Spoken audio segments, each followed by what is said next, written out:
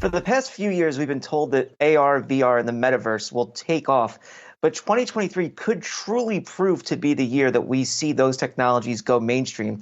And here to talk to us about it is HTC's head of Americas, Dan O'Brien. Dan, thanks so much for joining us this morning. I kind of want to kick it off with just a discussion on where you see the state of the industry at this moment.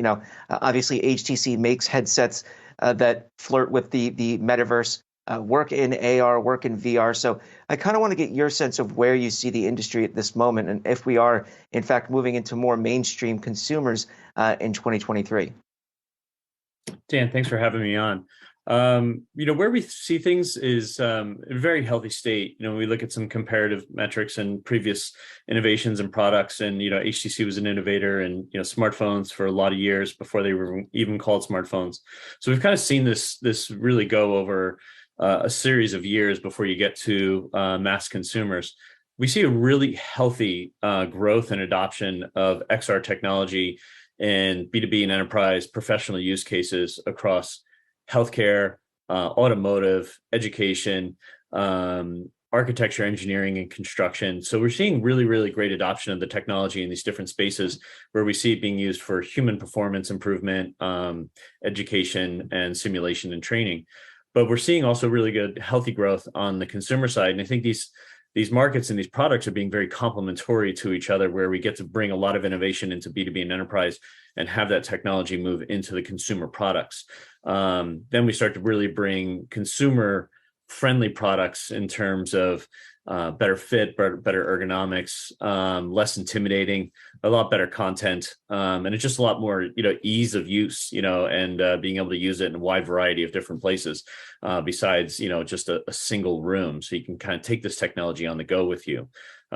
We also see where the technology is moving away from just a virtual reality device or just an augmented reality device. We're seeing now devices that are able to do virtual reality, extended reality, meaning like mixed reality. So it's like 50-50 of like 50% real, 50% digital augmented, and then moving into headsets that will do augmented reality as well. So you see these things that were very, very clunky, large headsets now moving into these very wearable glasses types of scenarios and doing multifunctionality capability.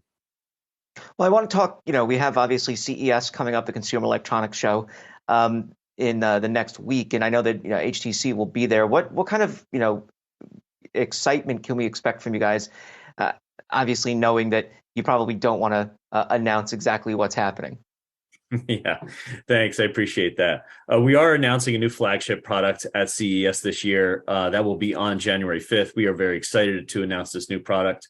It will be very consumer focused. And I think a lot of people have seen where HTC in the past with the original Vive products, we were very consumer gaming oriented focused with our partnership with Valve. And, we've really grown into the enterprise and professional space. This was all very, very intentional about, how we thought the market was going to grow, where we thought we could bring great value. And now we're seeing, hey, we can actually bring a lot of value with a mixed reality headset, and that can do different types of user experiences on an entertainment, gaming, and consumer standpoint. And we can bring that into now a new consumer product that we'll be announcing in January. So be much lighter, easy, flexible, take it on the go with you. We're really excited to get people into this headset and get them using it. One of the big competitors in this space, obviously, we can't talk about AR, VR, or, anything along those lines without mentioning Mark Zuckerberg and Meta. I guess, their strategy is all consumer at this point, though they seem to be dabbling a little bit into the enterprise with their team up with Microsoft. I kind of want to get your thoughts on where they're going and, how their strategy compares to your own as far as getting into these spaces.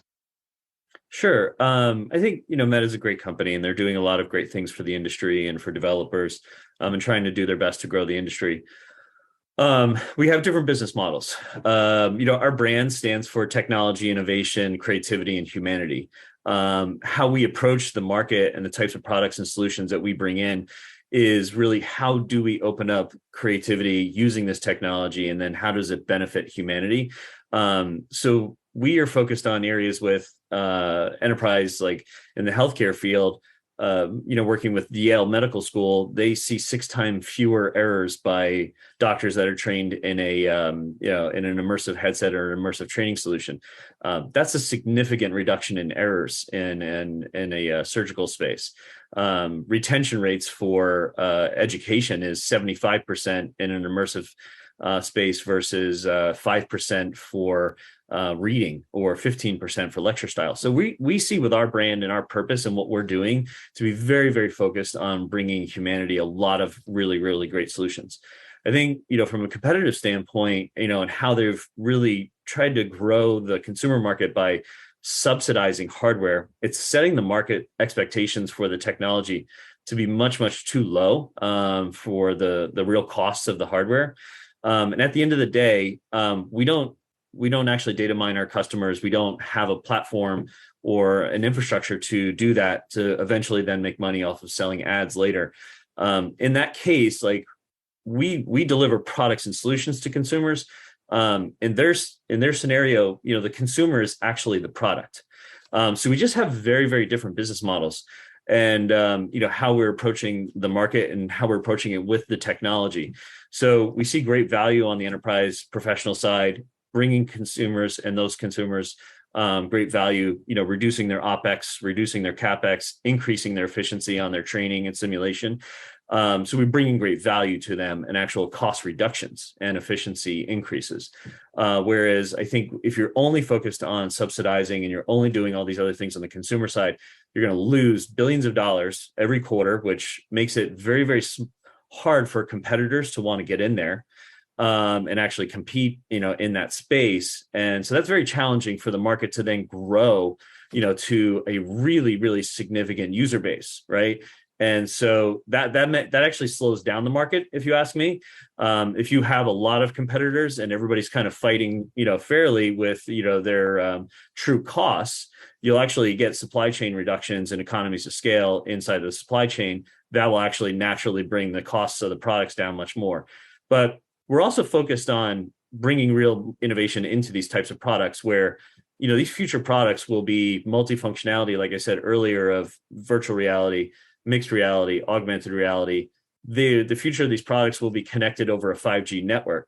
There's very few companies in the world that know how to make a radiated product like a smartphone that can actually do that kind of stuff. And so these products in the future will actually be connected to wireless networks. That's actually going to allow these products to get even smaller, lighter, and less costly. So, that really drives us to, hyperscale, volume of users and growth and getting into the actual metaverse. So those are things that we're focused on, is actually solving those types of problems as opposed to, using users as our product. All right, Dan O'Brien, thank you so much for joining us.